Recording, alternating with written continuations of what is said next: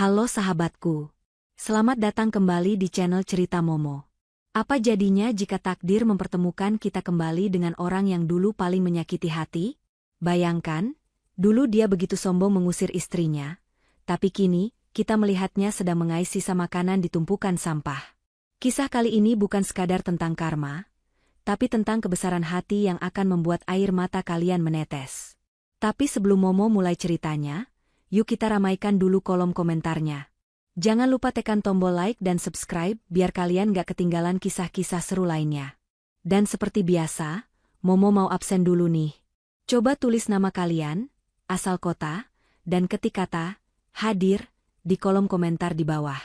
Momo pengen tahu sahabat setia Momo ada dari kota mana saja. Sudah siap tisu? Yuk, kita langsung masuk ke ceritanya. Matahari siang itu bersinar begitu terik, seolah ingin membakar aspal jalanan ibu kota.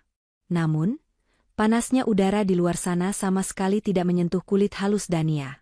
Wanita cantik itu duduk dengan anggun di kursi belakang mobil sedan mewah berwarna hitam mengkilap. Hembusan pendingin udara membuat kabin mobil terasa begitu nyaman.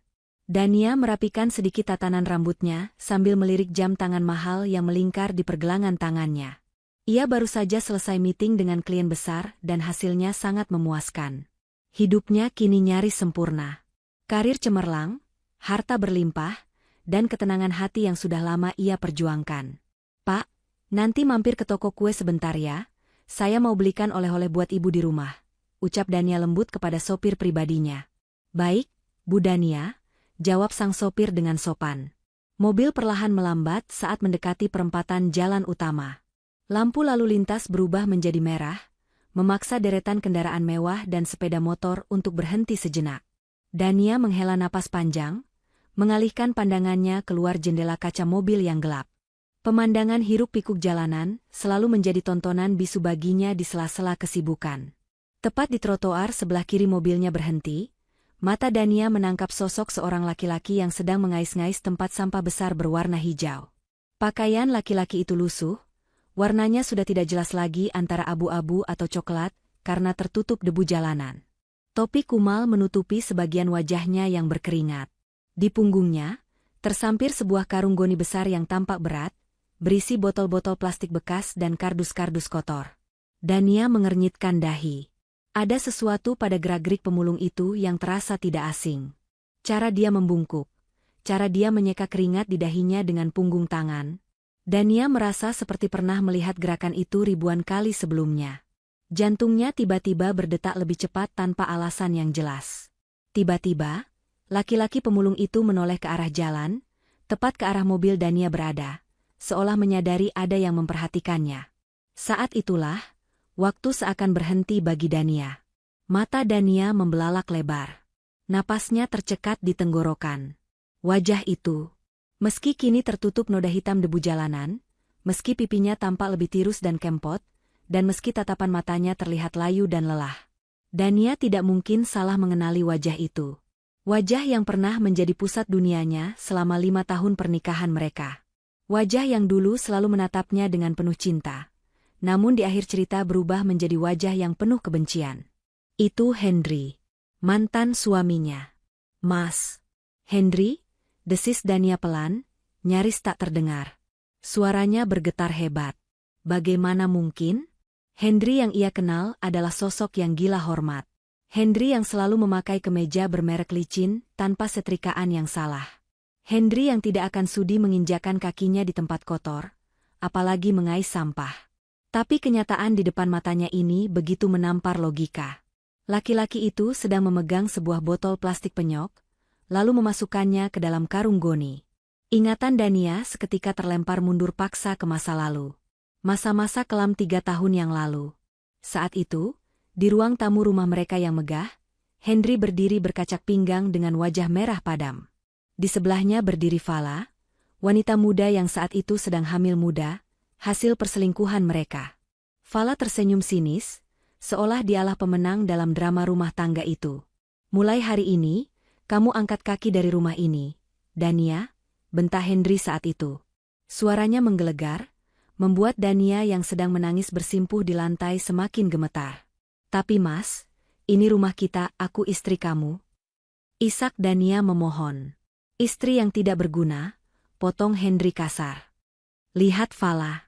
Dia bisa memberikan apa yang tidak bisa kamu berikan. Dia wanita yang pantas mendampingi aku. Kamu itu cuma benalu di sini. Perusahaan sedang naik daun, aku butuh pendamping yang berkelas, bukan wanita kampungan yang hanya bisa menghabiskan uang belanja seperti kamu. Kata-kata itu begitu tajam, mengiris hati Dania hingga ke bagian terdalam.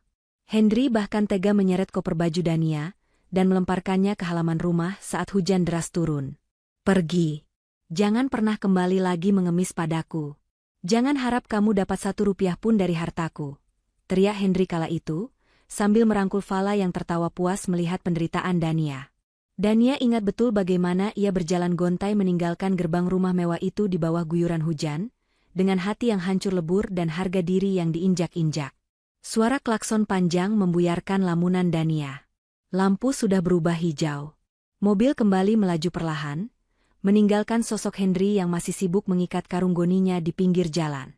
Dania menoleh ke belakang, menatap sosok itu yang semakin mengecil dan akhirnya hilang di tikungan jalan. Dadanya sesak. Bukan karena rindu, tapi karena rasa syok yang luar biasa. Dulu Henry yang membuangnya seperti sampah. Kini, laki-laki itu justru hidup dari sampah. Bu Dania? Ibu tidak apa-apa? Tanya Sari, asisten pribadinya yang duduk di kursi depan, menyadari wajah pucat bosnya lewat kaca spion tengah. Dania tersentak, buru-buru menyeka sudut matanya yang tanpa sadar mulai basah. Ah, tidak. Tidak apa-apa, Sar. Saya cuma teringat sesuatu. Dania mencoba menenangkan dirinya, menyandarkan punggungnya ke jok mobil yang empuk. Tapi bayangan Henry dengan pakaian lusuh itu terus menari-nari di pelupuk matanya. Pertanyaan demi pertanyaan mulai bermunculan di benaknya. Apa yang terjadi? Bukankah perusahaan Henry sangat sukses? Di mana Fala? Di mana anak yang dulu dibangga-banggakan Henry sehingga ia tega mengusir istri sahnya? Kenapa Henry bisa jatuh semiskin ini, sampai harus menjadi pemulung di jalanan? Rasa penasaran itu perlahan mengalahkan rasa sakit hatinya. Ada teka-teki besar di balik kehancuran hidup mantan suaminya itu. Dan entah kenapa, hati kecil Dania berbisik bahwa ia harus mencari tahu jawabannya. Bukan untuk menolong, pikir Dania mencoba menyangkal, tapi hanya untuk memastikan bahwa apa yang dilihatnya tadi bukanlah mimpi. Putar balik, Pak. Perintah Dania tiba-tiba, suaranya tegas namun menyimpan getaran emosi. Maksudnya, Bu? Kita kembali ke arah kantor? Tanya sopirnya bingung. Bukan. Putar balik ke jalan tadi. Saya ingin memastikan sesuatu, jawab Dania sambil menatap lurus ke depan. Tangannya meremas tas kerjanya dengan erat. Ia harus melihatnya sekali lagi. Ia harus yakin bahwa pemulung itu benar-benar Henry, laki-laki yang dulu pernah menjadi rajanya, sekaligus penghancur hidupnya. Mobil mewah itu berputar arah dengan mulus, kembali menyusuri jalanan yang baru saja mereka lewati. Jantung Dania berpacu semakin kencang, seirama dengan deru halus mesin mobilnya. Matanya menyisir trotoar dengan teliti, takut kehilangan jejak sosok yang baru saja menggoncang ketenangannya. Itu dia, Bu, tunjuk Pak sopir pelan. Di sana, sekitar 100 meter di depan, laki-laki itu sedang berjalan tertatih-tatih memikul karung goninya yang tampak semakin berat. Langkahnya pincang, seolah menahan sakit di salah satu kakinya. Pemandangan itu begitu kontras dengan ingatan Dania tentang Henry yang selalu berjalan tegap penuh percaya diri, dengan sepatu kulit mengkilap berharga jutaan rupiah. Jalan pelan-pelan, Pak. Jangan sampai dia sadar kita ikuti. Jaga jarak, perintah Dania dengan suara tertahan. Sari, yang duduk di kursi depan, menoleh ke belakang dengan wajah penuh tanda tanya. Ia belum pernah melihat bosnya sepenasaran ini pada orang asing, apalagi seorang pemulung. Ibu kenal orang itu? Apa dia kerabat ibu? Tanya Sari hati-hati. Dania terdiam sejenak, matanya tak lepas dari punggung laki-laki di depannya. Dia orang yang pernah sangat saya kenal. Sar. Dulu, dia hidupnya jauh lebih mewah dari kita semua di mobil ini. Mobil terus merayap pelan. Mereka mengikuti Henry yang berbelok meninggalkan jalan raya utama, masuk ke jalan-jalan tikus yang lebih kecil dan berdebu. Semakin jauh mereka mengikuti, pemandangan kota yang megah perlahan berganti menjadi deretan bangunan kusam dan lingkungan yang padat.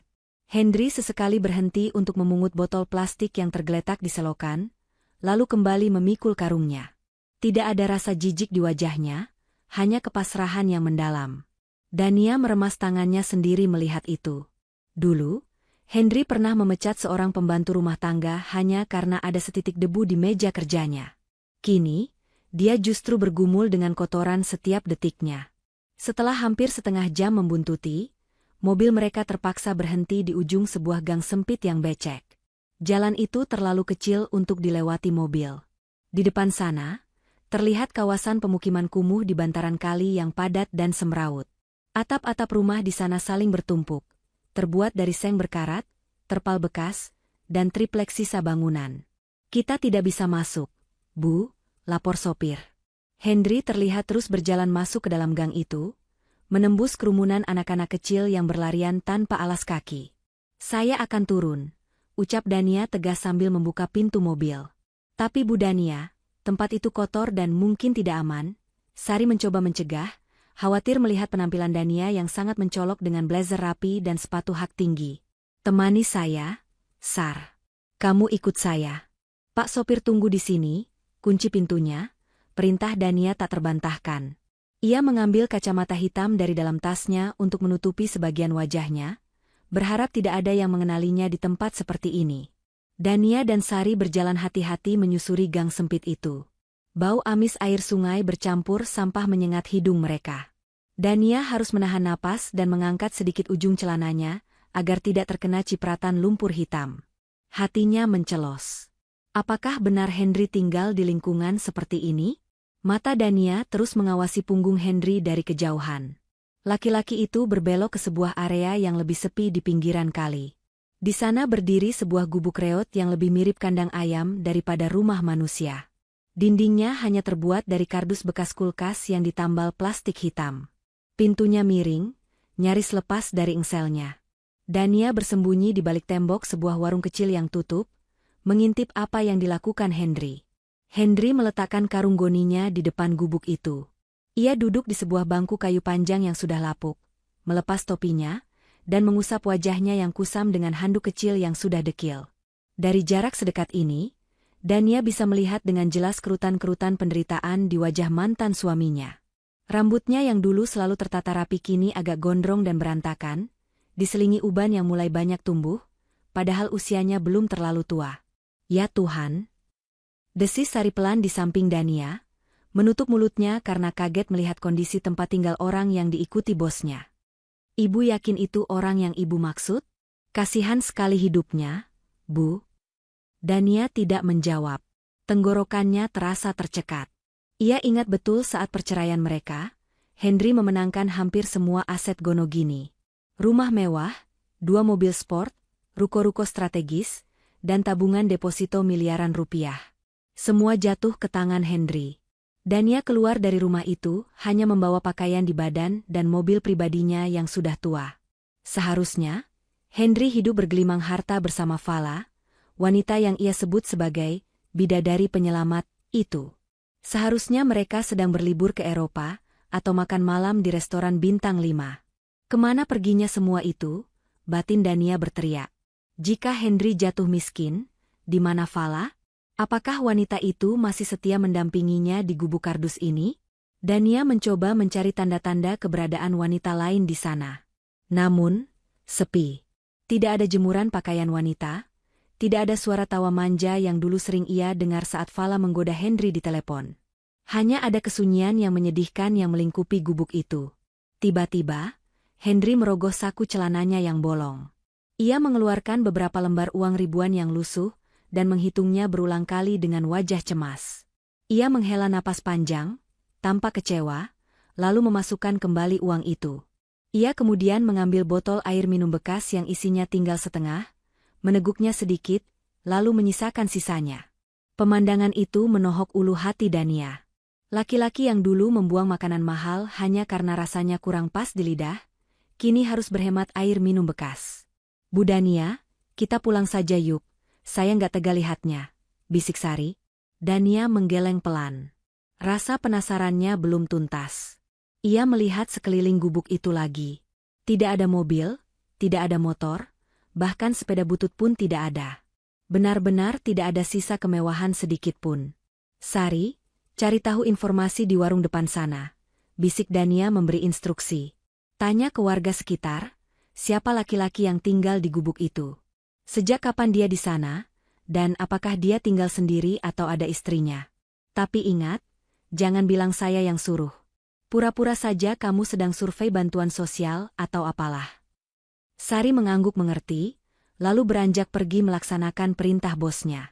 Dania tetap berdiri terpaku di tempat persembunyiannya, menatap nanar ke arah Henry yang kini sedang memijat kakinya yang bengkak.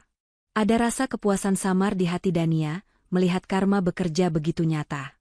Doa-doa kepedihan yang dulu ia panjatkan di sepertiga malam, seolah dijawab tunai oleh Tuhan. Lihat, Mas.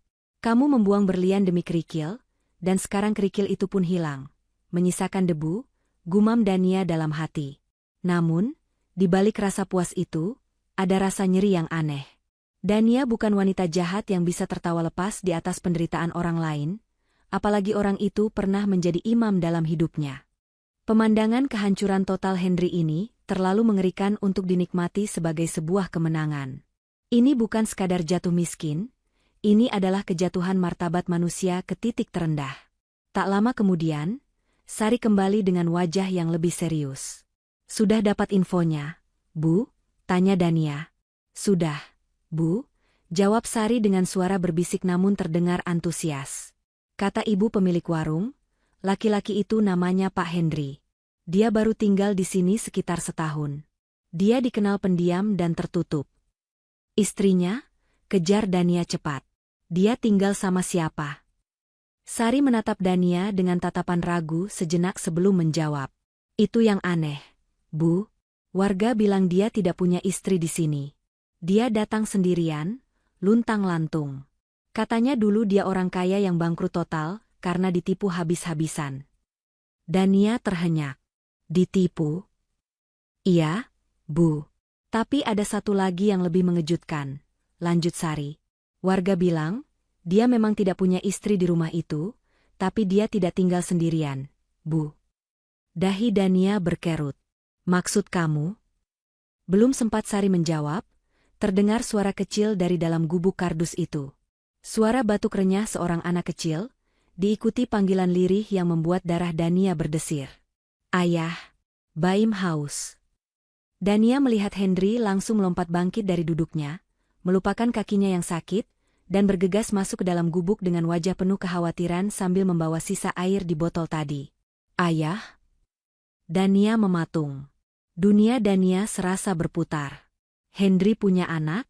Dan anak itu tinggal bersamanya di tempat kotor ini?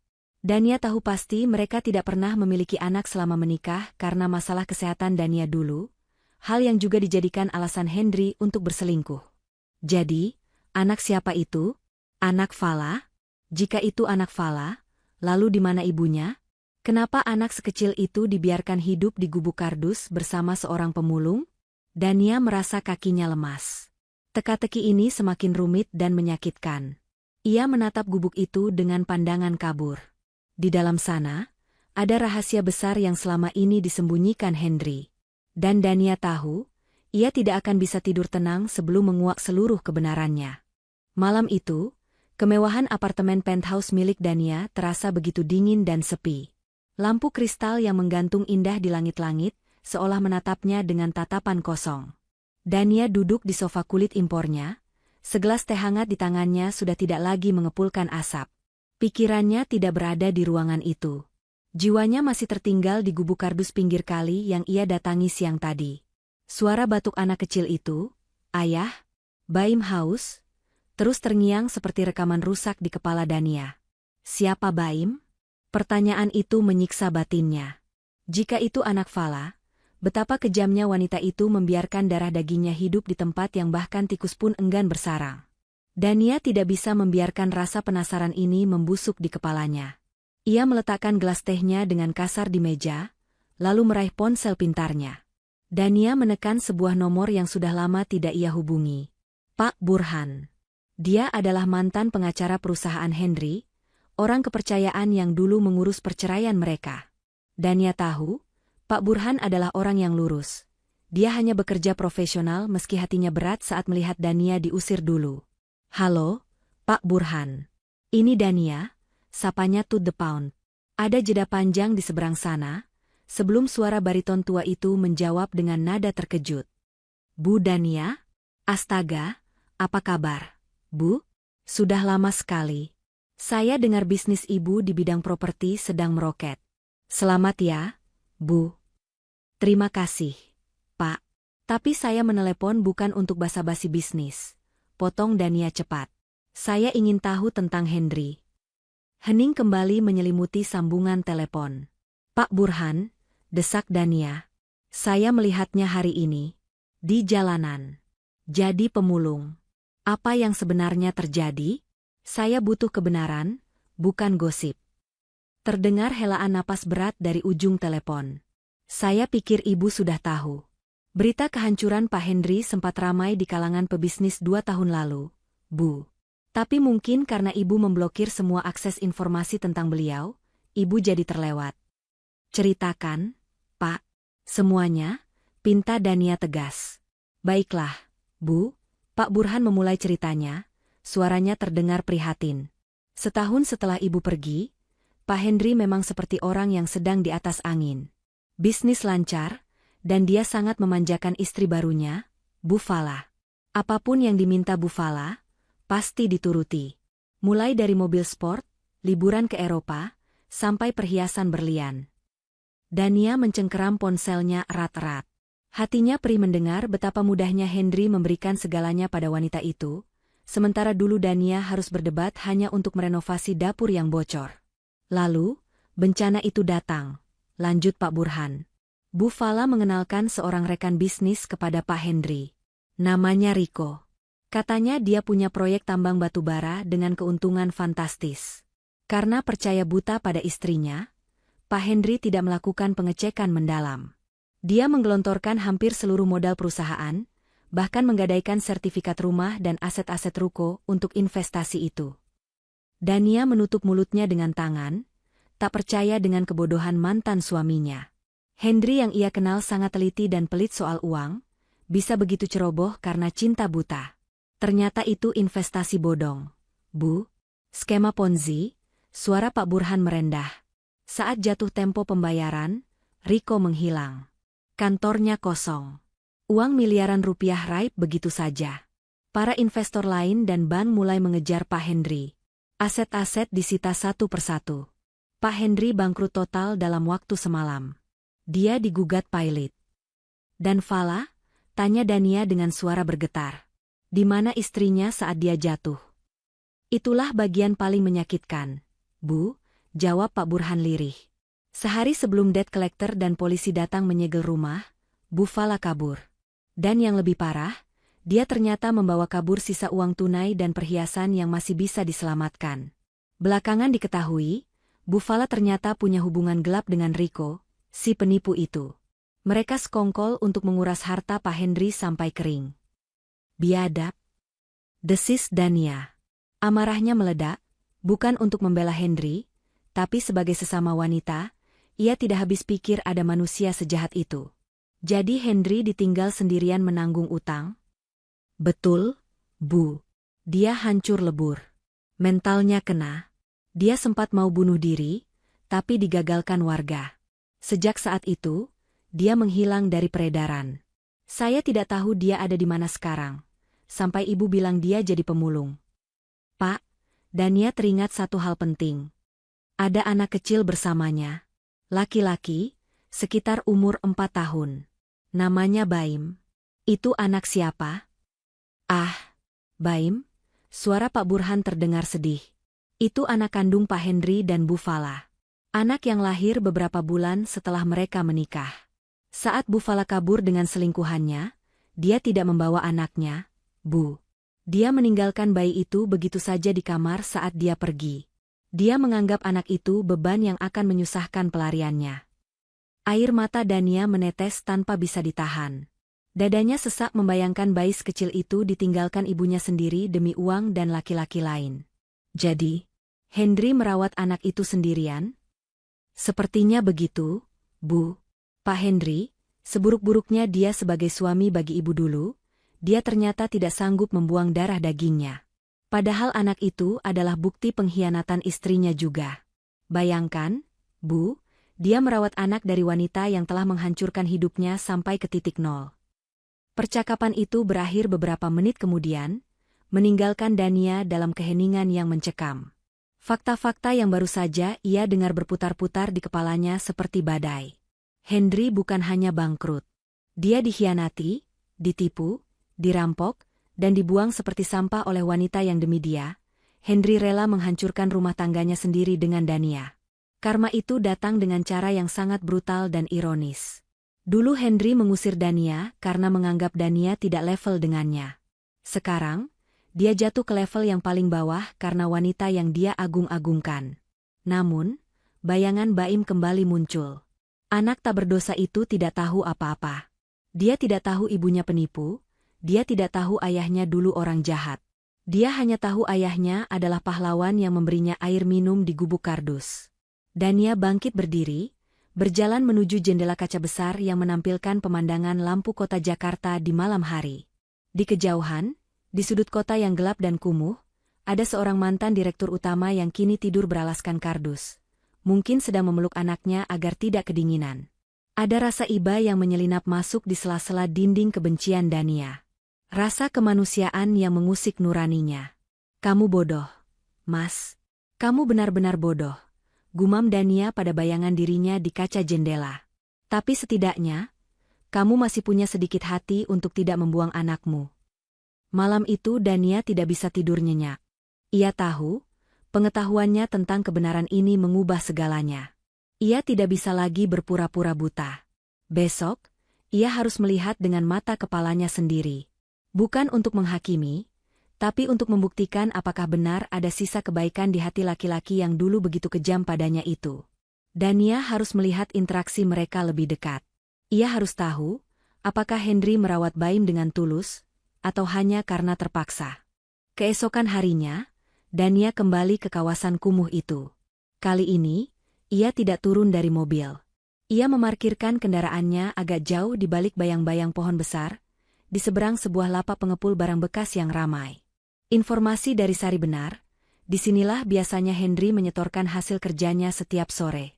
Di balik kaca jendela mobil yang gelap, mata Dania tak berkedip mengawasi suasana lapak yang semrawut.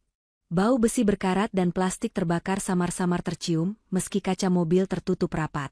Tak lama kemudian, sosok yang ditunggunya muncul. Henry berjalan menyeret karung goninya yang tampak tidak terlalu penuh hari ini.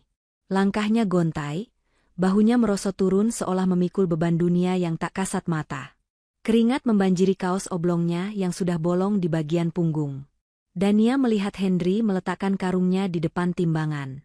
Seorang pria bertubuh gempal dengan tato di lengan, sang pemilik lapak, menendang pelan karung itu dengan ujung kakinya, lalu mendengus kasar. Cuma segini, Hen? Seharian ngapain aja lo? Tidur? Bentak pemilik lapak itu.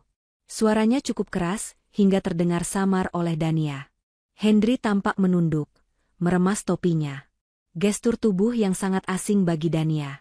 Dulu, Henry adalah orang yang selalu mendongakkan dagu, tidak pernah mau kalah debat, dan selalu merasa dirinya paling benar.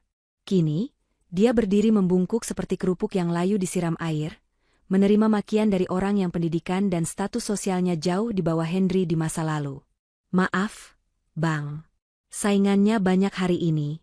Kaki saya juga lagi kumat sakitnya. Jawab Henry pelan, suaranya terdengar serak. Alasan mulu lo. Nih, denger ya, harga plastik lagi anjlok. Ini gue hargain ceban, 10.000 aja. Mau nggak? Kalau nggak mau, bawa balik sana sampah lo. Si pemilik lapak melemparkan beberapa lembar uang kertas yang sudah lecek ke wajah Henry. Uang itu melayang dan jatuh ke tanah becek. Dania menahan napas. Tangannya mencengkeram jok mobil. Hatinya bergejolak antara rasa kasihan dan kaget. Harga diri Henry benar-benar sudah tidak ada harganya lagi. Dania ingat, dulu Henry pernah melempar uang jutaan rupiah ke muka Dania, hanya karena Dania lupa menyemir sepatu kerjanya. Ambil itu buat beli otak baru. teriak Henry dulu.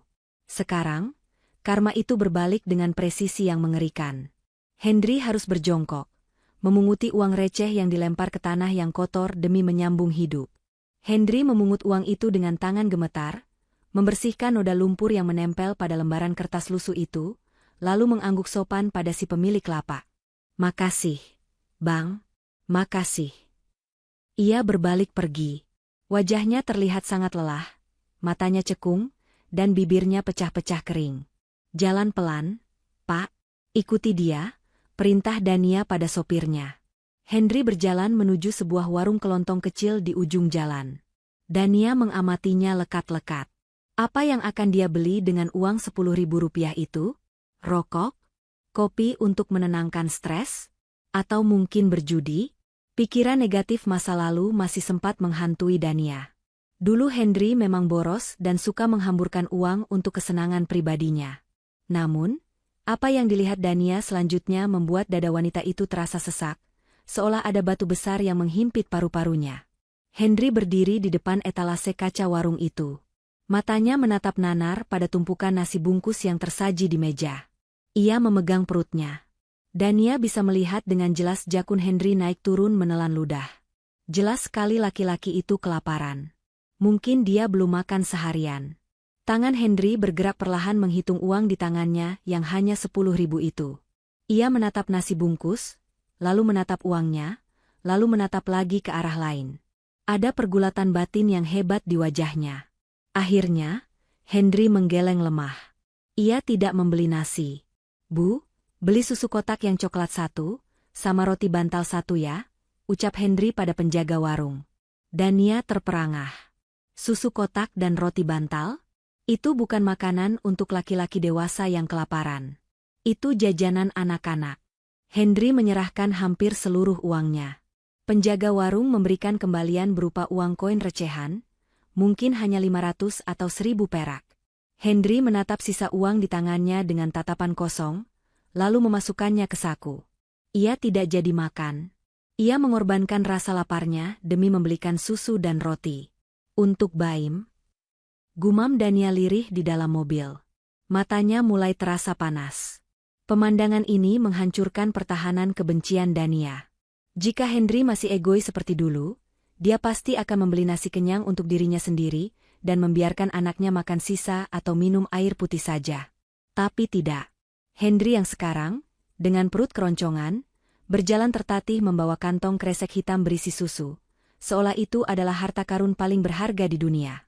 Dania melihat Henry berhenti sebentar di pinggir jalan untuk meminum air keran dari sebuah masjid, sekadar untuk mengganjal perutnya yang kosong, sebelum melanjutkan perjalanan pulang ke gubuknya. "Bu Dania, Ibu menangis?" tanya Sari hati-hati, menyodorkan selembar tisu. Dania buru-buru menyeka pipinya. Ia tidak sadar air matanya sudah jatuh. "Saya nggak nyangka, Sar, manusia bisa berubah sedrastis itu. Dulu dia rela makan steak mahal dan membiarkan saya makan mie instan di rumah. Sekarang dia rela kelaparan demi anak itu. Mungkin penderitaan mengajarkan dia jadi manusia." "Bu," sahut Sari bijak. Mobil mereka terus merayap pelan mengikuti Henry dari kejauhan, hingga laki-laki itu sampai di depan gubuk kardusnya. Dari kejauhan, Dania melihat pintu gubuk terbuka. Seorang bocah kecil kurus berlari keluar. Itu pasti Baim. Bocah itu menyambut Henry dengan riang, memeluk kaki ayahnya yang kotor tanpa rasa jijik sedikitpun. Henry langsung berjongkok, mensejajarkan tingginya dengan sang anak. Wajah lelahnya seketika sirna, berganti dengan senyum paling tulus yang pernah Dania lihat. Senyum yang dulu, saat awal pernikahan, pernah menjadi milik Dania. Henry mengeluarkan susu kotak dan roti dari kantong kresek. Mata Baim berbinar-binar kegirangan, seolah baru saja mendapatkan mainan mahal. Bocah itu langsung menusuk sedotan susu dan meminumnya dengan lahap. Henry hanya menatapnya sambil tersenyum. Sesekali mengelus kepala anaknya dengan tangan kasarnya. Ia tidak makan apa-apa, tapi wajahnya terlihat kenyang hanya dengan melihat anaknya makan. Dania memalingkan wajahnya, tidak sanggup lagi melihat pemandangan itu. Hatinya teriris. Rasa benci itu memang masih ada. Sisa luka pengkhianatan itu belum sembuh total. Tapi rasa kemanusiaan Dania berteriak lebih kencang. Di sana, di gubuk reot itu, ada seorang ayah yang sedang berjuang mati-matian menebus dosa masa lalunya dengan mencintai satu-satunya hal baik yang tersisa dalam hidupnya. Kita pulang, Pak, perintah Dania dengan suara parau. Baik, Bu. Saat mobil mewah itu menjauh meninggalkan kawasan kumuh, Dania menyandarkan kepalanya ke jendela. Pikirannya melayang. Ia tahu ia tidak bisa diam saja setelah melihat semua ini. Bukan soal cinta lama yang bersemi kembali, sama sekali bukan. Ini soal hati nurani. Dania merasa Tuhan tidak mempertemukan mereka kembali, hanya untuk menjadi penonton penderitaan. Ada sesuatu yang harus ia lakukan. Tapi apa? Dan apakah dia siap menghadapi Henry secara langsung? Pertanyaan itu terus berputar di benak Dania. Sementara bayangan Henry yang menahan lapar demi sekotak susu terus menghantui sepanjang perjalanan pulang. Pria itu bukan lagi sampah di mata Dania. Dia adalah manusia yang sedang belajar menjadi manusia. 2 hari berlalu sejak kejadian di warung itu, namun bayangan Henry dan anaknya masih melekat erat di benak Dania, seperti noda tinta yang sulit hilang. Pekerjaan di kantor menumpuk, berkas-berkas penting menunggu tanda tangannya, namun konsentrasi Dania buyar. Hatinya tidak tenang. Rasa ingin tahunya kini bercampur dengan dorongan aneh untuk melihat lebih dekat. Bukan dari balik kaca mobil yang aman, melainkan dari jarak pandang yang nyata. Sore itu, Dania memutuskan melakukan sesuatu yang gila. Ia menanggalkan blazer mahalnya, menggantinya dengan kaos oblong polos dan celana jeans yang biasa. Ia mengenakan topi lebar dan masker kesehatan untuk menutupi sebagian besar wajahnya. Ia tidak ingin dikenali sebagai Bu Dania sang pengusaha sukses. Hari ini, ia hanya ingin menjadi orang asing yang lewat. Ibu yakin mau masuk ke sana jalan kaki? Tanya Sari dengan wajah cemas saat mobil mereka berhenti di mulut gang kumuh itu lagi. Saya harus mendengar sendiri, Sar. Saya harus melihat dari dekat bagaimana dia memperlakukan anak itu. Firasat saya mengatakan ada hal lain yang belum saya ketahui, jawab Dania tegas. Dania turun, meminta Sari menunggu di mobil agar tidak mencolok. Ia melangkah sendirian memasuki labirin gang sempit itu. Bau selokan yang menguap dan aroma sampah basah langsung menyergap penciumannya, membuatnya sedikit mual. Namun, Dania menahan napas dan terus melangkah. Kakinya yang terbiasa menginjak lantai marmer kini, harus berhati-hati memijak tanah becek bercampur limbah rumah tangga. Jantung Dania berdegup kencang saat gubuk kardus milik Henry mulai terlihat di ujung pandangan. Gubuk itu tampak lebih menyedihkan dari jarak dekat. Atapnya dari terpal biru yang sudah robek di sana-sini, dindingnya hanya tempelan kardus bekas kulkas dan triplek sisa proyek. Angin sore bertiup kencang, membuat gubuk itu sedikit bergoyang, seolah bisa rubuh kapan saja. Dania mengendap-endap mendekat. Ia bersembunyi di balik tumpukan ban bekas di samping gubuk tetangga yang kosong. Jaraknya hanya beberapa meter dari dinding kardus gubuk Henry. Karena dindingnya begitu tipis, suara dari dalam terdengar cukup jelas di telinga Dania. Ayah, Baim gatal-gatal. Terdengar suara rengekan manja anak kecil. Sini, nak, ayah kasih bedak ya. Ini digigit nyamuk semalam. Nanti malam ayah kipasin terus biar nyamuknya nggak berani dekat. Suara Henry terdengar lembut, sangat sabar. Dania mengintip sedikit dari celah ban bekas. Melalui pintu gubuk yang setengah terbuka, ia bisa melihat Henry sedang memangku Baim di atas tikar tipis yang digelar di atas tanah. Henry dengan telaten menaburkan bedak gatal ke lengan dan kaki kecil anaknya yang penuh bentol merah. Yah, panggil Baim lagi. Suaranya terdengar polos namun menyayat hati. Kapan kita pindah ke rumah yang ada lampunya? Di sini gelap kalau malam. Baim takut tikus. Pertanyaan itu membuat dada Dania sesak. Ia melihat Henry terdiam sejenak, mengelus rambut anaknya yang agak kusut. Sabar ya, jagoan. Ayah lagi nabung. Nanti kalau uangnya sudah cukup, kita sewa kamar yang ada lampunya terang benderang. Ada kasurnya juga. Baim doain ayah kerjanya lancar ya, jawab Henry. Suaranya bergetar, menyiratkan kebohongan putih demi menenangkan hati anaknya. Iya, ayah. Baim selalu doain ayah, sahut Baim polos. Lalu, bocah itu menanyakan hal yang membuat Dania menahan napas. Yah, ibu mana? Kok ibu nggak pernah datang lagi? Teman Baim di sana tadi dijemput ibunya. Dania menajamkan telinganya. Ia ingin tahu bagaimana Henry akan menjawab pertanyaan ini. Apakah dia akan memaki Vala? Apakah dia akan menanamkan kebencian pada anaknya tentang ibu kandungnya yang jahat itu? Dulu, Henry adalah pendendam. Dia tidak pernah membiarkan orang yang menyakitinya lolos tanpa caci maki. Namun, jawaban Henry membuat air mata Dania jatuh tanpa permisi. Ibu lagi kerja? Nak, kerja jauh sekali, ucap Henry pelan. Ibu pergi buat cari uang, biar Baim bisa sekolah nanti. Ibu itu orang baik, dia sayang sama Baim. Cuma keadaannya lagi susah, jadi ibu belum bisa pulang. Ibu sayang Baim? Tanya bocah itu memastikan. Sayang banget. Makanya Baim gak boleh nakal, harus jadi anak pintar, biar ibu bangga nanti kalau ketemu. Bohong Henry lagi. Dania menutup mulutnya dengan tangan agar isak tangisnya tidak terdengar. Henry melindungi hati anaknya. Ia rela menelan semua rasa sakit dan pengkhianatan Vala sendirian, demi menjaga gambaran sosok ibu tetap suci di mata Baim. Henry tidak ingin Baim tumbuh dengan membenci ibunya sendiri, meskipun sang ibu telah membuang mereka seperti sampah. Ini namanya pengorbanan. Batin Dania terguncang. Laki-laki yang dulu begitu arogan, yang dulu selalu merendahkan Dania di depan teman-temannya, kini telah berubah total. Penderitaan telah menempa Henry menjadi sosok ayah yang luar biasa. Dia menanggung beban fisik dan mental sendirian, menjadi tameng bagi jiwa kecil anaknya agar tidak terluka oleh kejamnya dunia orang dewasa. Sekarang makan dulu ya. Tadi ayah dapat rezeki, bisa beli nasi uduk separuh, kata Henry sambil membuka bungkusan kecil. Dania melihat nasi bungkus itu sangat sedikit. Mungkin itu porsi sisa atau porsi termurah yang dijual. Henry menyuapi Baim dengan telaten. Ayah makan? Tanya Baim saat suapan tinggal sedikit. Ayah udah kenyang. Tadi ayah dikasih makan sama orang baik di jalan. Baim habisin ya, biar cepat besar jadi jagoan, jawab Henry sambil tersenyum, padahal Dania melihat tangan Henry memegangi perutnya sendiri yang rata. Wajahnya pucat, keringat dingin terlihat di pelipisnya. Jelas sekali Henry sedang menahan lapar yang amat sangat. Tiba-tiba, Henry meringis kesakitan.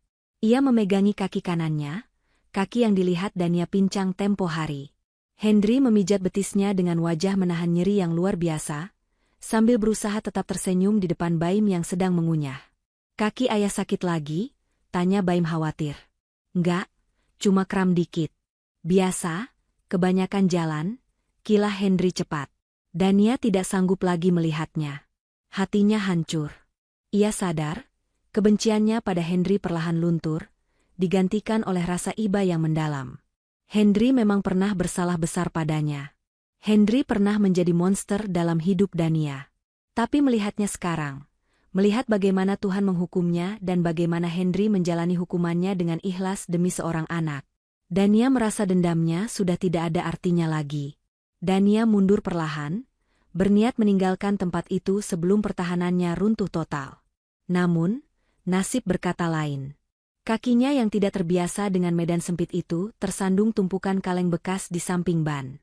Klontang. Suara kaleng beradu dengan batu terdengar nyaring, memecah keheningan sore di gang sepi itu. Siapa itu? Suara Henry terdengar kaget dan waspada dari dalam gubuk. Dania panik. Jantungnya seakan mau copot.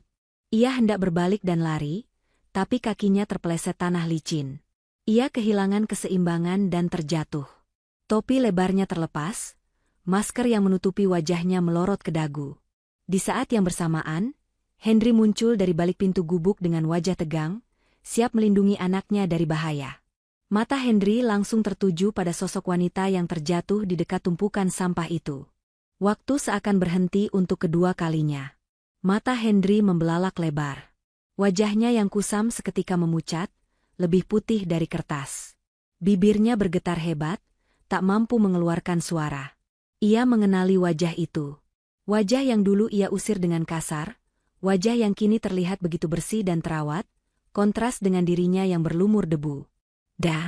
Dania, bisik Henry tercekat, suaranya syarat dengan ketidakpercayaan dan rasa malu yang menghunjam. Dania membeku di tanah. Penyamarannya terbongkar. Tidak ada lagi kaca mobil yang membatasi mereka. Tidak ada lagi jarak aman. Kini mereka berhadapan langsung. Masa lalu dan masa kini bertabrakan dalam satu momen yang menyakitkan. Dania menatap mata mantan suaminya itu, melihat campuran rasa kaget, takut, dan rasa malu yang luar biasa besar di sana. "Mas." Panggil Dania lirih, napasnya memburu. Konfrontasi yang ia hindari akhirnya terjadi dengan cara yang paling tidak terduga. Dania tahu, setelah detik ini, hidup mereka tidak akan sama lagi. Kebenaran telah terkuak, dan kini saatnya menghadapi realita yang menyayat hati itu secara jantan. Suasana di gang sempit itu mendadak hening, seolah udara di sekitarnya tersedot habis. Tatapan mata Hendri menyiratkan horor yang nyata. Bukan ketakutan akan bahaya fisik, melainkan ketakutan akan runtuhnya sisa-sisa harga diri yang selama ini ia pertahankan mati-matian. Di hadapannya, berdiri wanita yang dulu ia ceraikan dengan sombong, wanita yang ia sebut tidak selevel dengannya, kini berdiri tegak, bersih, dan memancarkan aura kesuksesan yang menyilaukan. Sementara dirinya, Hendri sadar betul bagaimana rupanya saat ini. Bau, dekil, memakai kaos oblong bolong, dan hidup di gubuk sampah. "Pergi." Suara Hendri keluar seperti cicitan tikus yang terhimpit. Tubuhnya gemetar hebat. "Pergi kamu. Jangan lihat aku." Kepanikan mengambil alih akal sehatnya. Hendri tidak sanggup menghadapi kenyataan ini. Ia berbalik badan dengan gerakan menyentak, berniat kabur masuk ke dalam gubuk dan menutup pintu rapat-rapat. Ia ingin menghilang. Ia ingin bumi menelannya saat itu juga. Rasa malunya begitu besar, hingga rasanya membakar kulit wajahnya. Namun, tubuhnya yang rapuh tidak bisa diajak bekerja sama.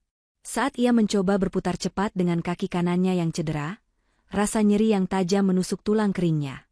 Kaki itu tidak kuat menahan beban tubuhnya yang mendadak goyah karena panik. "Arg!" Hendri mengerang tertahan. Tubuhnya limbung. Ia mencoba menggapai tiang penyangga gubuknya, tapi tiang bambu lapuk itu tak cukup kuat menahannya. Hendri jatuh tersungkur keras ke tanah becek di depan pintu gubuknya sendiri. Wajahnya nyaris mencium lumpur hitam sisa air hujan. Karung goni berisi botol bekas yang ada di dekat pintu ikut terguling, menumpahkan isinya yang berserakan, menambah kesan menyedihkan pada pemandangan itu. "Mas Hendri," jerit Dania refleks. Dania melupakan rasa kagetnya. Naluri kemanusiaannya bergerak lebih cepat daripada egonya. Ia berlari kecil mendekati mantan suaminya yang terjerembab di tanah. Ia berlutut, tidak peduli celana jeans bersihnya kini ternoda lumpur kotor gang itu. Tangan Dania terulur hendak memegang bahu Hendri untuk membantunya bangun. Namun, sebelum tangan halus itu menyentuh kulitnya yang kusam, Hendri menepisnya dengan kasar. "Jangan sentuh," bentak Hendri histeris. Ia menyeret tubuhnya mundur di atas tanah, menjauhi Dania seolah sentuhan wanita itu adalah api yang membakar. Matanya merah, berair, dipenuhi campuran amarah dan rasa hina yang amat sangat. "Jangan sentuh aku dengan tanganmu itu. Aku kotor. Aku menjijikan," teriak Hendri dengan suara parau yang pecah. "Kamu puas sekarang? Hah? Kamu datang ke sini mau menertawakan aku? Kamu mau lihat karma bekerja? Nih, lihat sepuasmu. Aku sudah jadi sampah. Puas kamu, Dania?" Dania terpaku. Tangannya menggantung di udara.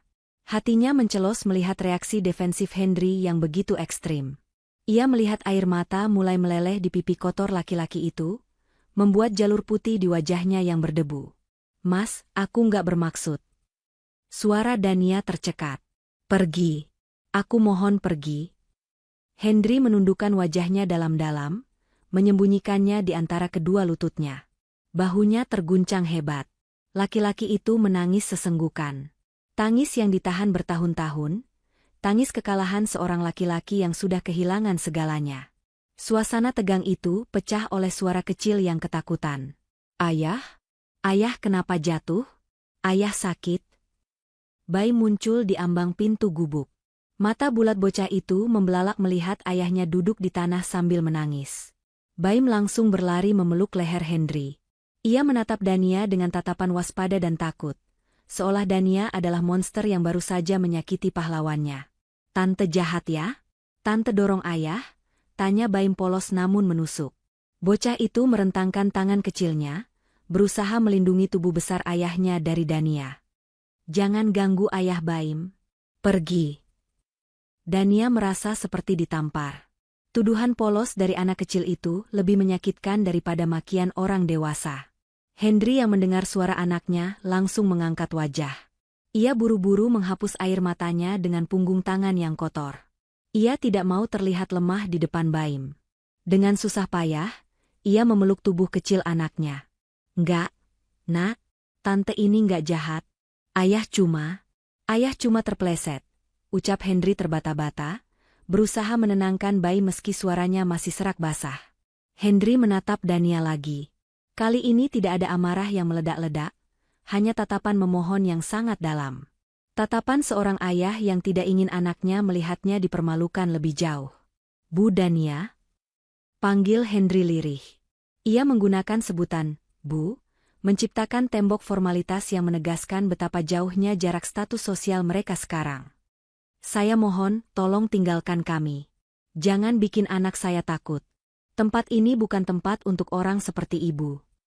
Dania terdiam, menelan ludah yang terasa pahit. Ia melihat luka borok yang menganga di kaki Hendri yang terekspos, karena celananya tersingkap saat jatuh tadi. Luka itu terlihat infeksi, bengkak dan bernanah. Pantas saja dia berjalan pincang. Jika dibiarkan, kaki itu bisa membusuk. Dania menarik napas panjang, menguatkan hatinya. Ia berdiri perlahan, membersihkan lututnya yang kotor. "Aku nggak akan pergi, Mas," ucap Dania tegas, namun lembut. Hendri mendongak, kaget dengan keras kepalanya Dania. "Kamu mau apa lagi? Mau menghina saya?" "Kalau aku mau menghina kamu, aku sudah lakukan dari tadi pakai pengeras suara biar satu kampung ini dengar," jawab Dania tenang. Ia menatap mata Hendri lurus-lurus. "Aku kesini bukan sebagai mantan istrimu yang mau balas dendam. Aku kesini karena aku manusia. Dan aku lihat ada anak kecil yang ketakutan, dan seorang bapak yang kakinya butuh dokter. Saya nggak punya uang buat ke dokter. Saya nggak butuh belas kasihan kamu," tolak Hendri keras kepala, harga dirinya masih mencoba melawan. "Ini bukan soal kamu," potong Dania tak kalah tegas. Ia menunjuk Baim yang masih memeluk erat Hendri. "Ini soal dia.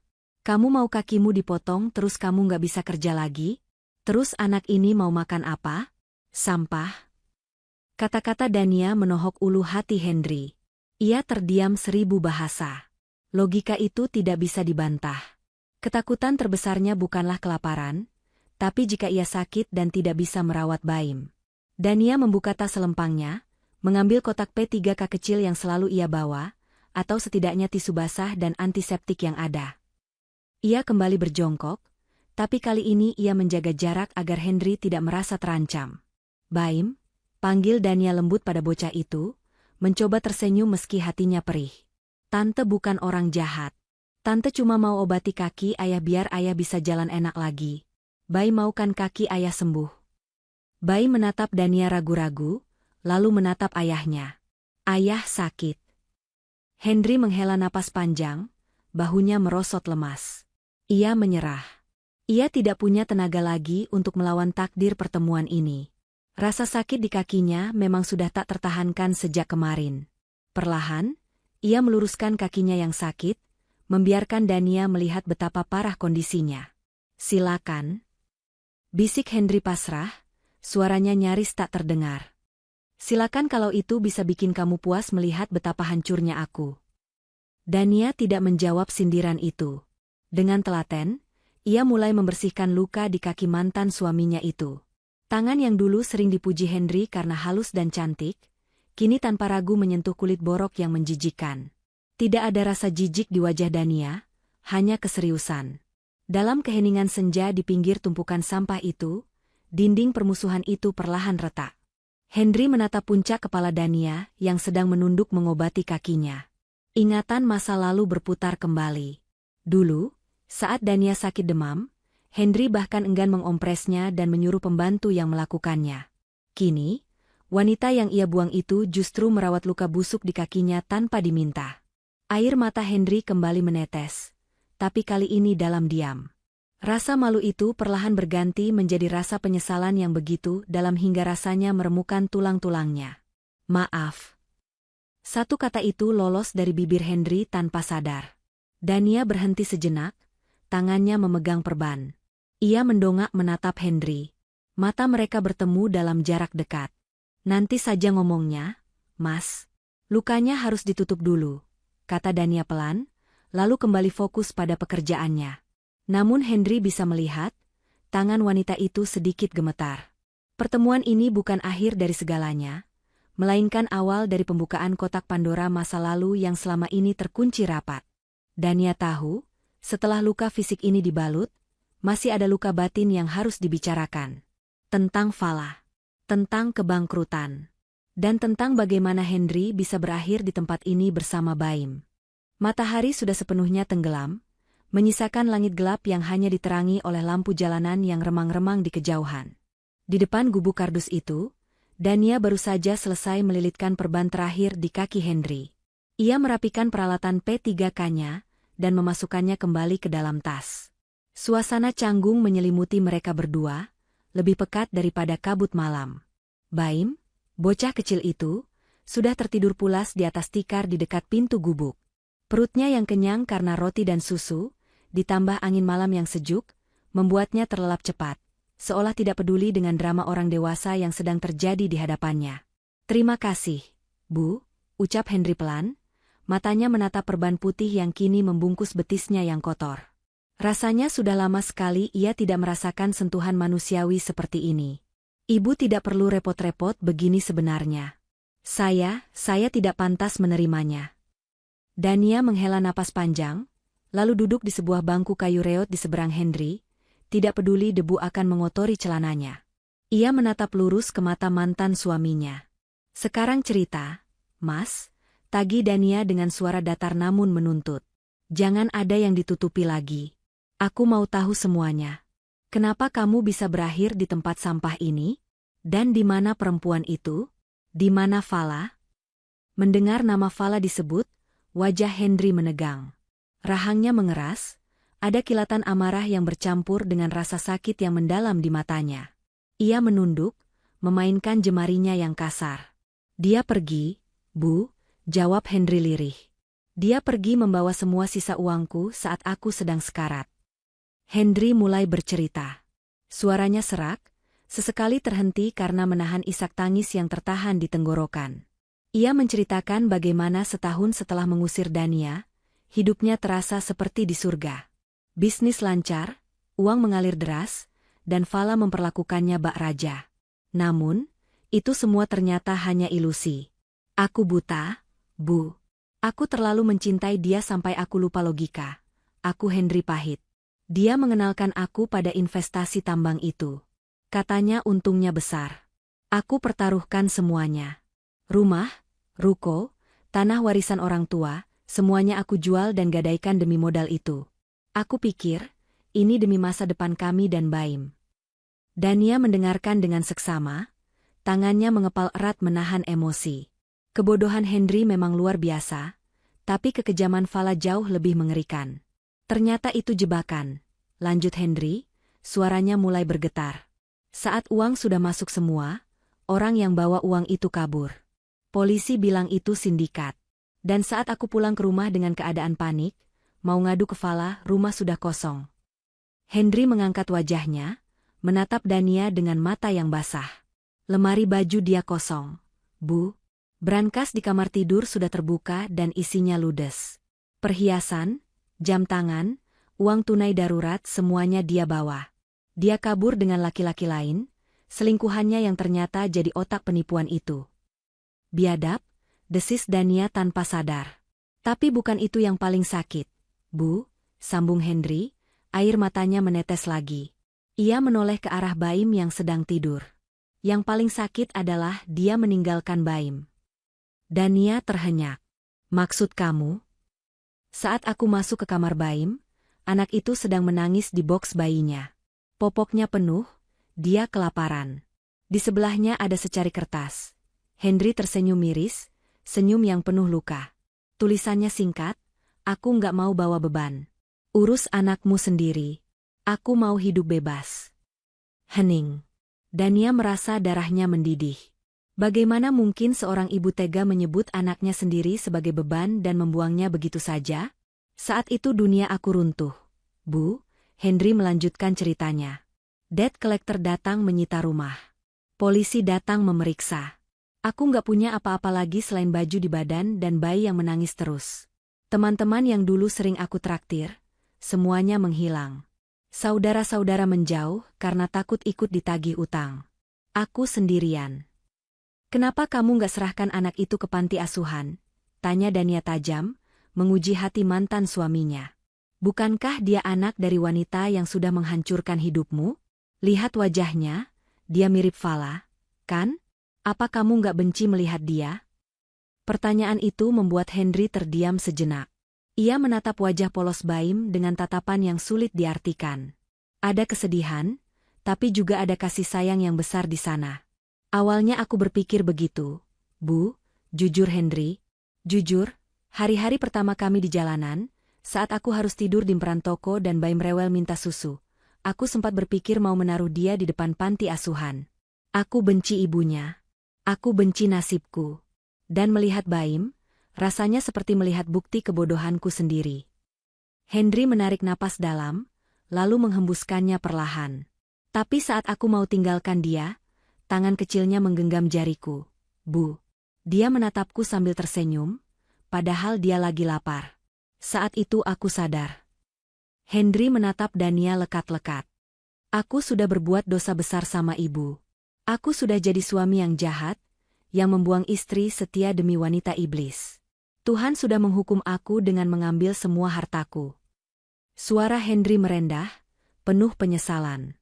Kalau aku membuang Baim juga, apa bedanya aku sama binatang? Aku nggak mau nambah dosa lagi, Bu. Cukup aku jahat sama ibu, aku nggak mau jahat sama darah dagingku sendiri. Biarlah aku menderita jadi pemulung, asal anak ini nggak terlantar. Mungkin ini cara Tuhan menyuruhku menebus dosa-dosaku di masa lalu. Dania terdiam 1000 bahasa. Penjelasan Henry menembus relung hatinya yang paling dalam. Ia melihat transformasi jiwa yang luar biasa pada diri mantan suaminya. Henry yang dulu angkuh dan mengukur segalanya dengan materi, kini telah menemukan nilai kemanusiaan di titik terendah hidupnya. Dia menerima kemiskinan ini sebagai hukuman. Dia merawat Baim bukan karena cinta buta pada Fala, tapi sebagai bentuk pertanggungjawaban moral dan pertobatannya pada Tuhan. Mas. Panggil Dania pelan, suaranya melunak. Selama ini, apa kamu pernah ingat aku? Henry tertunduk malu. Setiap detik, Bu. Setiap kali aku lapar, aku ingat dulu ibu selalu masakin makanan enak yang sering aku celah. Setiap kali aku kedinginan di gubuk ini, aku ingat dulu ibu selalu siapin selimut tapi aku malah tidur memunggungi ibu. Penyesalan itu yang paling menyiksa, lebih sakit daripada kaki yang busuk ini. Henry mengangkat tangannya, seolah ingin menyentuh tangan Dania tapi mengurungkannya karena sadar diri. Bu Dania, maafkan saya, ucapnya sungguh-sungguh. Saya nggak minta kita balik.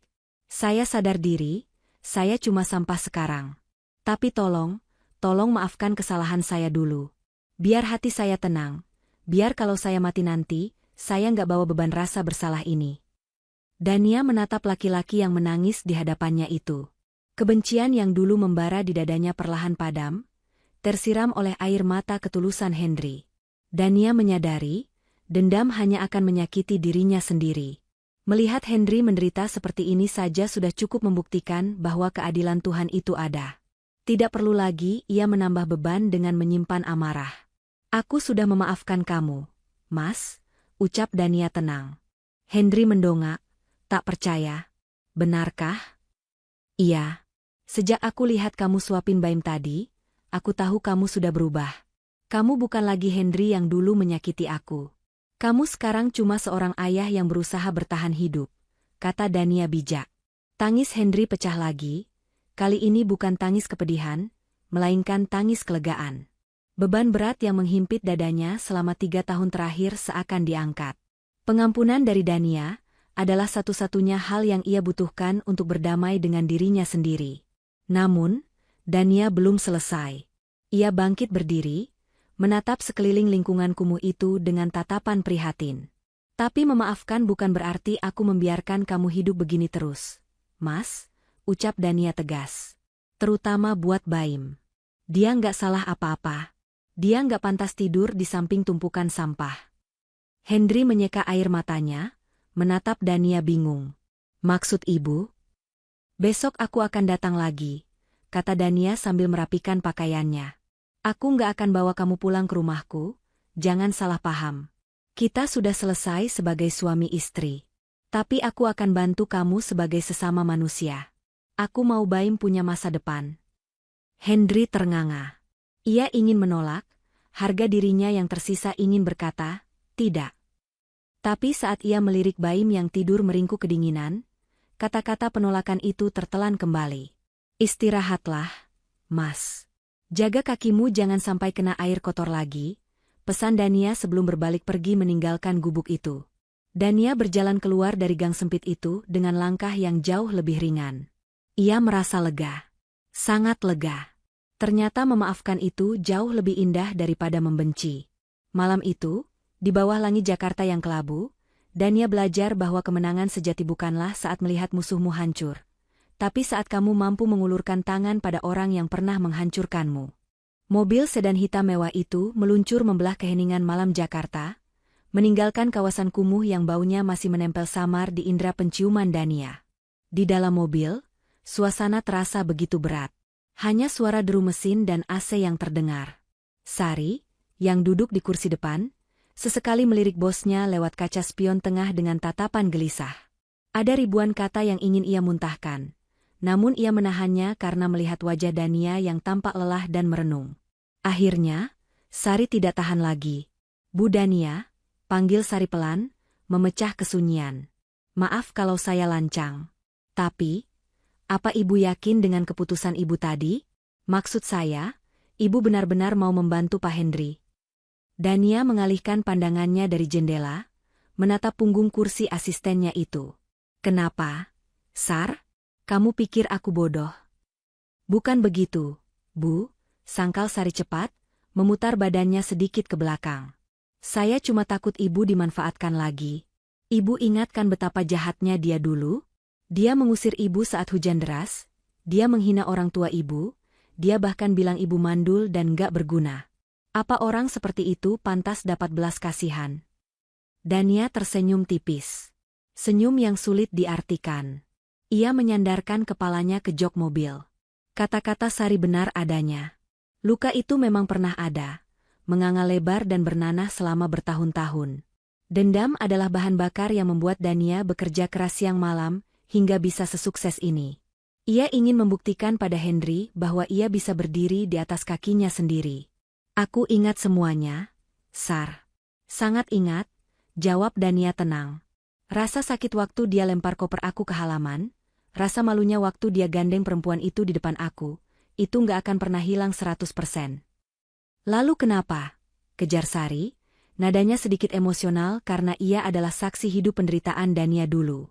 Kenapa ibu malah mau kasih dia modal usaha? Biarin aja dia jadi pemulung, Bu. Itu hukuman Tuhan buat dia. Kalau ibu bantu dia, sama aja ibu melawan takdir Tuhan.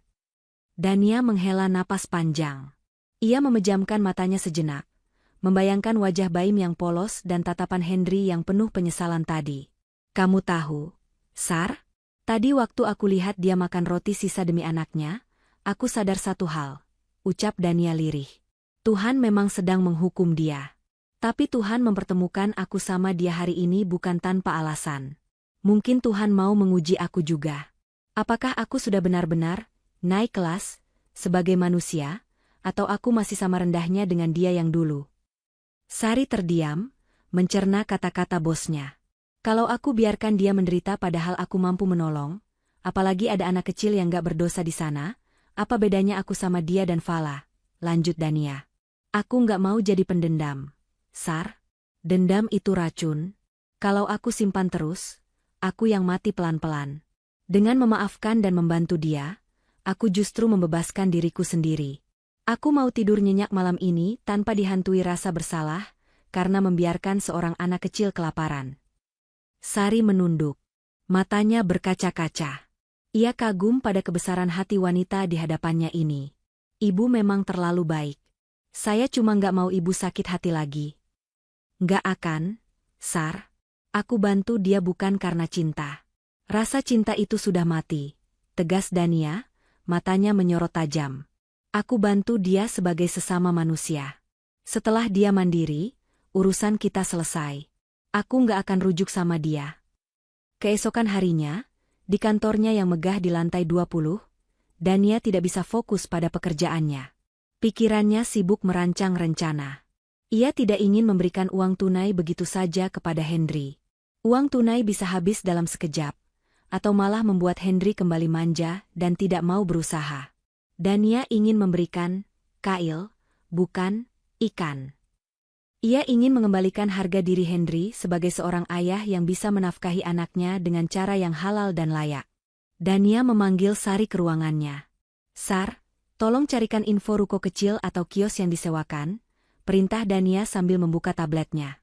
Cari yang lokasinya strategis, dekat pasar atau sekolahan. Yang sewanya nggak terlalu mahal tapi layak huni. Pastikan ada kamar mandi dan satu kamar tidur kecil di belakangnya. Ibu mau sewakan buat Pak Henry? Tanya Sari sambil mencatat. Iya. Aku mau dia buka usaha sembako atau kelontong.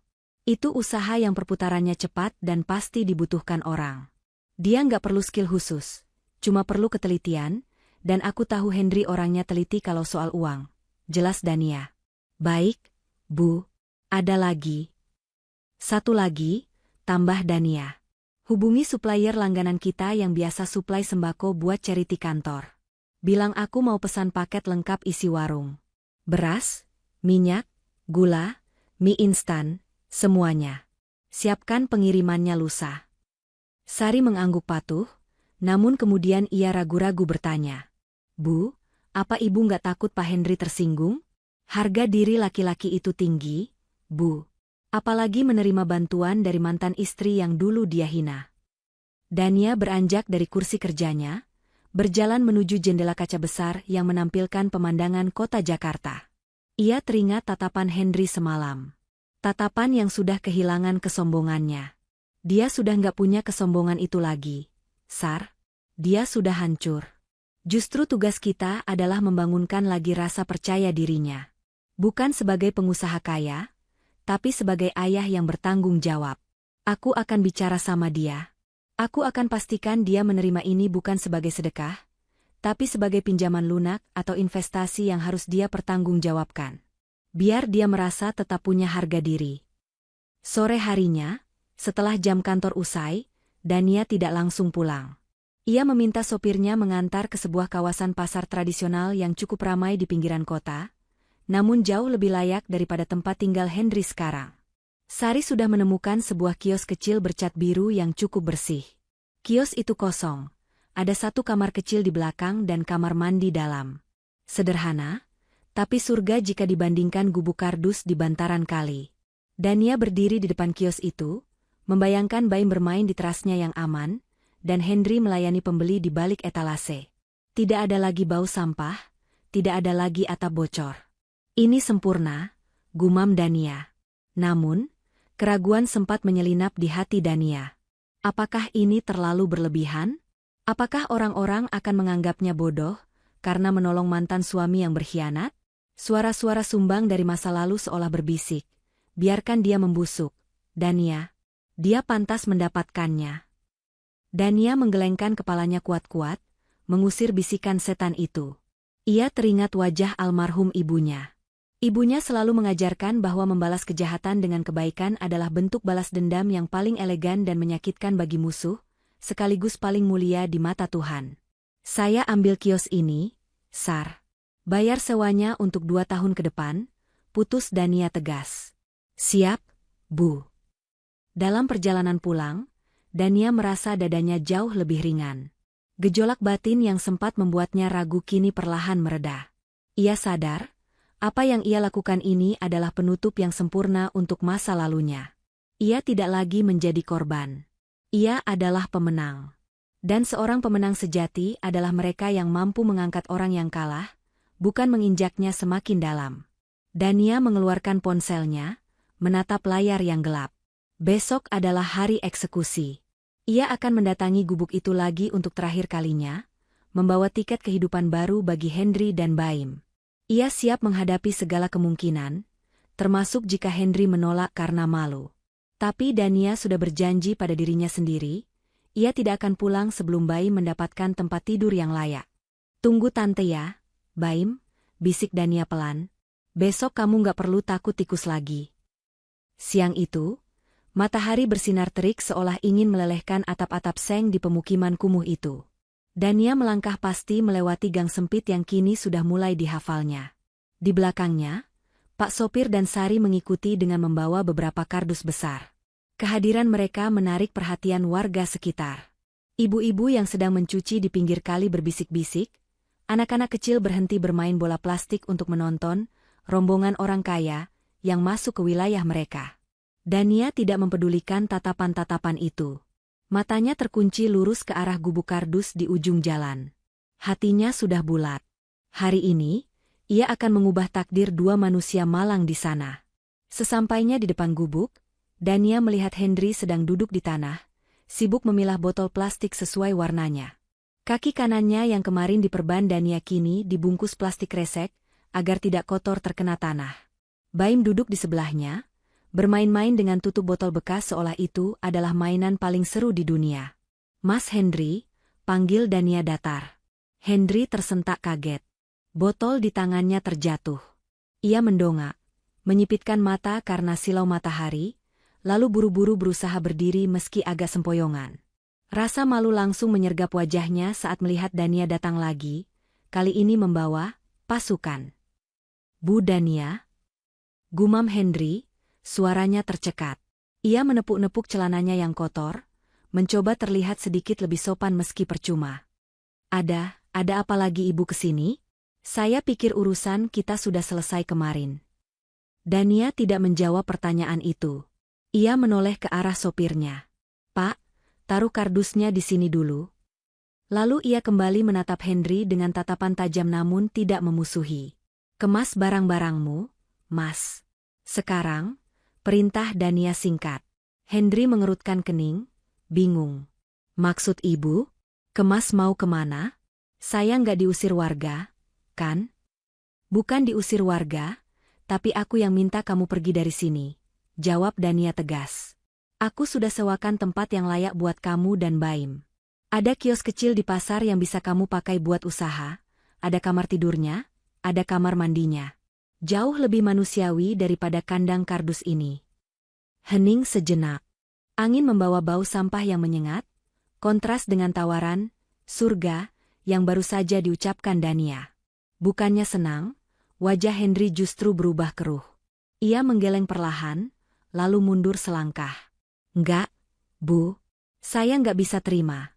Tolak Henry, suaranya bergetar namun tegas. Sari yang berdiri di belakang Dania membelalak kaget. Pak Henry, Ibu Dania sudah bayar lunas sewanya 2 tahun loh. Bapak jangan tolak rezeki. Diam, Sar. Dania mengangkat tangan, memberi isyarat agar asistennya tidak ikut campur.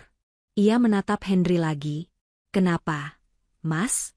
Kamu mau terus-terusan hidup begini? Ini bukan soal saya mau hidup begini atau enggak, Bu. Seru Henry, air mata mulai menggenang di pelupuk matanya yang cekung. Tapi saya tahu diri. Saya ini laki-laki yang sudah menghancurkan hidup ibu. Saya yang bikin ibu menangis darah dulu. Terus sekarang, ibu datang kasih saya rumah? Kasih saya usaha? Di mana muka saya, Bu? Di mana harga diri saya? Henry menunjuk dadanya sendiri dengan tangan gemetar. Hukuman saya belum selesai, Bu. Saya pantas menderita di sini. Kalau saya terima bantuan ibu, saya merasa jadi manusia paling hina di dunia.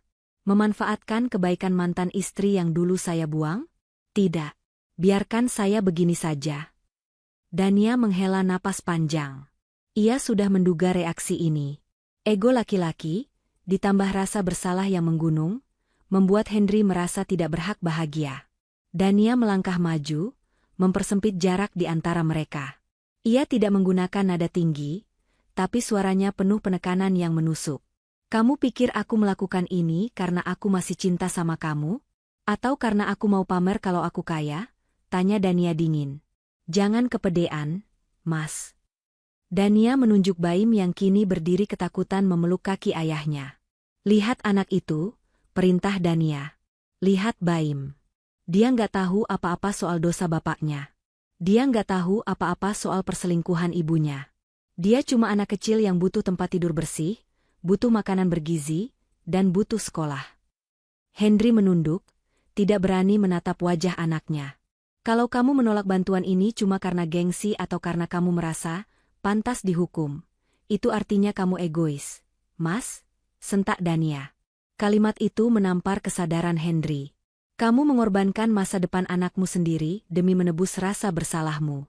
Kamu mau Baim kena penyakit kulit terus-terusan di sini? Kamu mau dia besar jadi pemulung, nggak bisa baca tulis, cuma gara-gara bapaknya sibuk menghukum diri sendiri. Bahu Henry berguncang. Isak tangis mulai lolos dari bibirnya. Kata-kata Dania benar-benar telak. Tuhan memang menghukum kamu, Mas. Tapi Tuhan juga kasih jalan keluar lewat aku. Suara Dania melunak. Anggap ini utang. Kalau kamu memang punya harga diri, terima bantuan ini, kerja keras di kios itu, sukseskan usahanya, lalu bayar kembali uang sewanya ke aku suatu hari nanti. Itu baru laki-laki. Bukan meratap di gubuk sampah sambil menyeret anakmu ikut menderita. Henry jatuh berlutut di tanah. Kakinya lemas. Ia menangis sejadi-jadinya, menangkupkan wajahnya dengan kedua tangan yang kotor dan kasar. Pertahanan dirinya runtuh total. Ia sadar, penolakannya tadi hanyalah bentuk kesombongan terselubung. Ia hampir saja mengorbankan Baim lagi demi egonya sendiri. Maafkan saya, Bu, maaf. Ratap Henry di sela tangisnya. Terima kasih. Terima kasih banyak. Saya janji, Bu. Demi Allah saya janji, saya akan kerja keras. Saya akan bayar semua kebaikan Ibu. Dania menarik napas lega. Ia memberi isyarat pada Sari. Bantu dia kemas barang. Ambil yang penting saja. Baju-baju kotor tinggal saja, kita beli yang baru nanti. Sari dan Pak Sopir segera bergerak. Ternyata tidak banyak yang perlu dikemas. Hanya ada satu tas ransel berisi baju lusuh, beberapa dokumen penting yang berhasil diselamatkan Henry, KTP, surat lahir Baim, dan selimut tipis. Sisanya hanyalah sampah. Dania mendekati Baim. Bocah itu menatapnya dengan mata bulat yang bingung. Dania berjongkok, tersenyum tulus untuk pertama kalinya pada anak itu. Baim, kita pindah ya, ucap Dania lembut. Tante punya rumah baru buat Baim. Ada lampunya terang. Nggak ada tikus, dan nanti Baim bisa sekolah. Mata Baim berbinar seketika. Beneran, Tante? Ada kasurnya? Ada. Empuk banget, jawab Dania. Hore. Ayah. Kita pindah. Ayah, sorak Baim kegirangan. Ia melompat memeluk leher ayahnya yang masih berlutut. Henry memeluk anaknya erat-erat, menciumi pipi dekil bocah itu sambil terus menangis haru. Iya, Nak, kita pindah. Berkat Ibu Dania, malaikat penolong kita. Dania bangkit berdiri, membersihkan sedikit debu di celananya. Ia melihat adegan ayah dan anak itu dengan perasaan campur aduk. Ada rasa haru, ada rasa bangga, dan ada rasa damai yang menyelimuti hatinya. Beban masa lalu yang selama ini ia pikul rasanya melayang pergi bersama angin sore itu. Ayo, Mas. Mobil sudah menunggu. Jangan kelamaan, nanti keburu malam, ajak Dania. Henry bangkit, menyeka air matanya. Ia menatap gubuk kardus itu untuk terakhir kalinya. Gubuk yang menjadi saksi bisu kejatuhannya, tempat ia belajar arti lapar, arti sakit, dan arti menjadi seorang ayah yang sesungguhnya. Ia tidak akan merindukan tempat ini, tapi ia tidak akan pernah melupakan pelajaran yang didapatnya di sini. Henry menggandeng tangan Baim, lalu berjalan mengikuti Dania menuju mobil mewah yang terparkir di ujung gang. Langkahnya masih pincang, tapi kali ini kepalanya tegak. Bukan karena sombong, tapi karena ia punya harapan baru. Saat mobil mulai melaju meninggalkan kawasan kumuh itu, Henry menatap punggung Dania yang duduk di kursi depan. Dalam hati, ia bersumpah. Ia tidak akan menyia-nyiakan kesempatan kedua ini. Ia akan membuktikan bahwa sampah pun bisa didaur ulang menjadi sesuatu yang berguna. Dania telah memberinya kail, dan ia berjanji tidak akan berhenti memancing sampai ia bisa melunasi semua utang budinya. Meski ia tahu, kebaikan hati mantan istrinya itu tidak akan pernah bisa dinilai dengan uang sebanyak apapun. Mobil sedan hitam itu berhenti perlahan di depan sebuah bangunan ruko satu lantai bercat biru muda yang masih tercium aroma cat segarnya. Lokasinya strategis, tepat di pinggir jalan akses menuju pasar tradisional yang ramai. Di kaca depan ruko itu, terpasang spanduk kecil bertuliskan, "Toko Sembako Berkah." "Kita sudah sampai, Baim," ucap Dania sambil membuka pintu mobil. Baim yang sejak tadi menempelkan wajahnya di kaca jendela, langsung melompat turun. Mata bocah itu berbinar takjub melihat bangunan di depannya. Baginya yang selama ini hidup di gubuk kardus gelap, ruko sederhana dengan lantai keramik putih ini terlihat seperti istana raja. "Ini rumah Baim, Tante?" tanya Baim ragu-ragu, takut kalau ini hanya mimpi. "Iya, sayang. Di belakang ada kamar tidur, ada kamar mandi yang airnya bersih, dan ada televisi kecil buat Baim nonton kartun," jawab Dania tersenyum. Tanpa aba-aba, Baim langsung berlari masuk ke dalam ruko yang rolling door-nya sudah terbuka setengah. Teriakan kegirangan terdengar menggema saat bocah itu menemukan kasur busa empuk di kamar belakang. "Ayah, kasurnya empuk banget. Ada bantal gambarnya mobil." Hendri berdiri terpaku di teras. Kakinya terasa berat untuk melangkah masuk. Ia menatap deretan rak besi yang sudah terisi penuh dengan beras, minyak goreng, gula, mie instan, dan kebutuhan pokok lainnya. Semua tertata rapi. Aroma beras wangi menyeruak, menggantikan bau sampah yang selama ini akrab di hidungnya.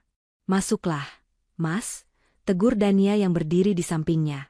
"Cek barang-barangnya. Sari sudah buatkan daftar inventaris di meja kasir. Kamu bisa mulai jualan besok pagi." Hendri menoleh menatap Dania. Matanya basah. Ia ingin berlutut lagi untuk berterima kasih, tapi Dania menahannya dengan tatapan tegas. "Jangan berlutut lagi. Kamu sekarang pemilik toko, bukan pemulung. Berdirilah yang tegak," ujar Dania. Hendri mengangguk, menelan ludahnya yang terasa kelat. Ia melangkah masuk, menyentuh karung beras dengan tangan gemetaran. Ini nyata. Ini bukan mimpi. Kesempatan kedua itu benar-benar ada di depan matanya. "Bu Dania," suara Hendri serak. Saya tidak tahu harus membalas dengan apa. Nyawa saya pun rasanya nggak cukup buat bayar kebaikan ibu." Dania meletakkan sebuah amplop coklat tebal di atas meja kasir. Di situ ada sisa uang tunai untuk modal operasional awal dan uang belanja Baim selama sebulan. "Ingat, Mas. Ini bukan sedekah. Anggap ini utang usaha. Aku mau kamu catat setiap pemasukan dan pengeluaran. Buktikan kalau kamu bisa sukses lagi dengan cara yang halal." "Pasti, Bu. Pasti," janji Hendri sungguh-sungguh. "Saya akan kumpulkan setiap rupiah keuntungannya untuk cicil uang ibu. Saya janji." 6 bulan kemudian, matahari pagi bersinar cerah menyinari toko sembako berkah yang kini terlihat ramai pembeli. Seorang ibu-ibu sedang menawar harga telur, sementara beberapa anak kecil antre membeli es krim.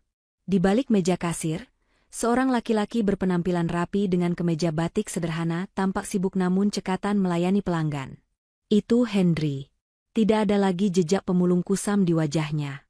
Tubuhnya kini lebih berisi, kulitnya bersih, dan rambutnya tertata rapi. Senyum ramah tak pernah lepas dari bibirnya setiap kali menyapa pembeli. "Kembaliannya 2.000 ya, Bu." "Terima kasih, besok belanja lagi ya," ucap Hendri sopan. Di sudut toko, Baim duduk anteng dengan seragam TK-nya, sedang mewarnai buku gambar sambil menunggu jam berangkat sekolah. Baim kini tumbuh menjadi anak yang sehat dan ceria. Pipinya gembil, jauh berbeda dengan bocah kurus kering yang dulu merengek gatal-gatal di gubuk sampah. Sebuah mobil sedan hitam menepi di parkiran toko. Hendri yang melihat mobil itu langsung menghentikan kegiatannya sejenak. Jantungnya berdesir, bukan karena cinta asmara, tapi karena rasa hormat yang mendalam. Dania turun dari mobil, mengenakan setelan kantor yang elegan. Ia melepas kacamata hitamnya, menatap kesibukan di toko itu dengan senyum puas. "Assalamualaikum, Pak Bos," sapa Dania santai.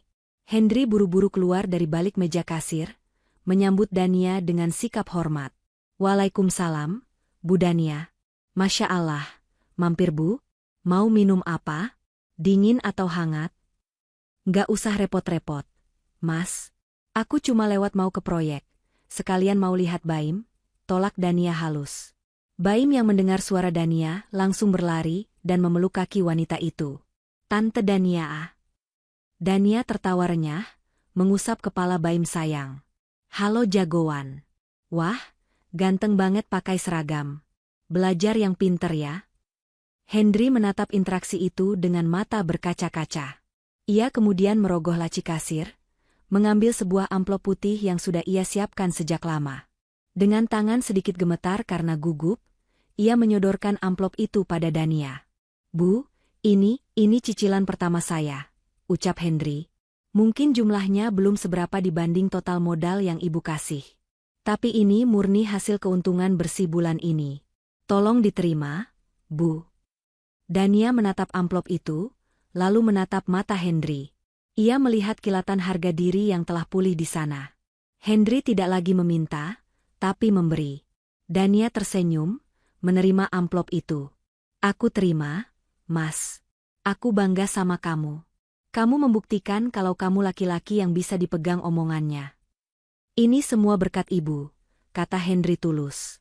Ibu yang memanusiakan saya kembali saat dunia membuang saya. Kita sama-sama belajar, Mas, jawab Dania bijak. Kamu belajar menghargai uang dan keluarga, aku belajar memaafkan dan melepaskan dendam.